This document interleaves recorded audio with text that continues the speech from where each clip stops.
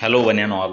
Today we are discussing the biological significance of peptidoglycan degradation. First is cell growth and division. Autolysins are essential for cell wall remodeling and repair during bacterial growth and division. Second is bacterial defense and lysis.